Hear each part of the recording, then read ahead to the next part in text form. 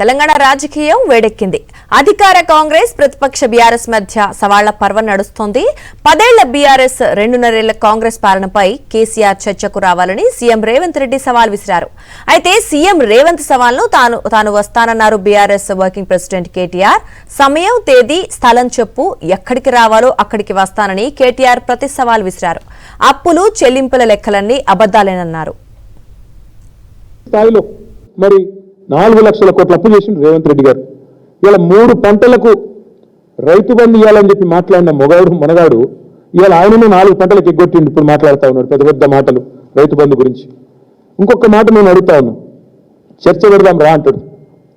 చెప్పు, మేము రెడీ ఉన్నాం. అసెంబ్లీలో పెడతావా, ప్రెస్ క్లబ్లో పెడతావా, లేదా నీ జూబ్లీ హిల్స్ ప్యాలెస్కి రమ్మంటావా? కట్టిన 200 కోట్లతో నేను బోడీ పెవిలియను ఆడబెడతావా? ఏడబెడతావు చెప్పొస్తాం. చెప్పు. విచిత్రమైన మనిషి ఈయన. అప్పు పుట్టట్లేదు, పైసలు లేవు అంటాడు, కానీ 200 కోట్ల రూపాయలతో అందాల పోటీలు నిర్వహిస్తాడు. ఇక కేటీఆర్ వస్తే తాను చర్చకు సిద్ధమన్నారు మంత్రి జూపల్లి కృష్ణారావు. అంకెల గారడి చేస్తూ మాట్లాడుతూ మరి మిగతా అప్పు ప్రాజెక్టుల పేరు మీద తీసుకున్నటువంటి 2 లక్షల కోట్లు అప్పు ఎవరు కడతారు?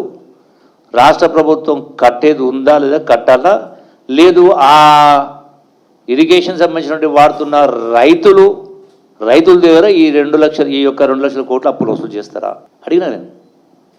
దానికి సమాధానం దాడవేసింది. మిషన్ భగీరథ పైన కూడా 40,000 కోట్ల రూపాయలు అప్పు చేసింది. మరి 40,000 కోట్ల అప్పు ఎవరు కట్టాలా? కార్పొరేషన్కు అంటే ఆదాయం రావాలా? కార్పొరేషన్కి ఆదాయం ఎట్లా వస్తుంది? మిషన్ భగీరథకు ఎవరో డబ్బులు కట్టాలి కదా. అంటే నీళ్లు తాగుతున్న ప్రజలు కట్టాలనా? ఇప్పుడు నేను చెప్పిన లెక్క అబద్ధమైతే నేను ఈ రోజు రాజీనామా చేస్తా నా ఎమ్మెల్యే పదవికి. మళ్ళీ కేటీఆర్ వస్తాడా, హరీష్ రావు వస్తాడా? బీఆర్ఎస్ పార్టీ ఆఫీసర్ నేను వస్తా. నేను చెప్పింది అబద్ధమైతే నేను స్పీకర్కు రాజీనామా ఇస్తా. ఈ అప్పు గురించి చెప్పగలుగుతాయి. ఇది ఒకటి చాలదా? మచ్చుకొకటి అన్నం ఉడికిందా లేదని చూడాలంటే ఒక మెతుకు పట్టుకొని చూస్తే చాలు. ఈ మళ్ళీ మీరు పైనుంచి మేము సవాల్ విసురుతామంటే ఏం సవాల్? బొంద సవాలు. ఇటు కేటీఆర్, హరీష్ రావు వస్తే చర్చకు సిద్ధమన్నారు మంత్రులు అడ్లూరి లక్ష్మణ్, పొన్నం ప్రభాకర్. 9 గంటలకు మినిస్టర్ క్వార్టర్స్ లో సిద్ధంగా ఉంటామని చెప్పారు.